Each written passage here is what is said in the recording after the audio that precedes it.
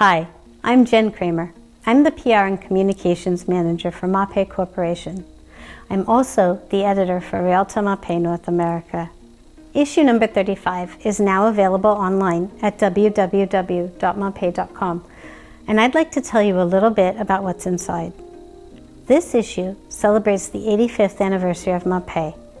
We tell the story of how we've grown from a small crew of 7 people in Milan to a worldwide industry-leading manufacturer of products for the construction industry.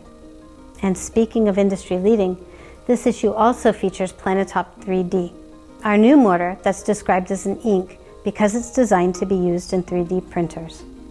We visit the groundbreaking ceremony for a housing complex in Virginia where MAPEI's Planetop 3D is being used in conjunction with Black Buffalo 3D's Nexcon printers to print homes that are more affordable than the average home on the market. You'll see that that's one of the great things about Planetop 3D. It helps reduce job site costs and housing costs as well. But you'll have to read the issue to find out more. Visit www.mapei.com and check it out.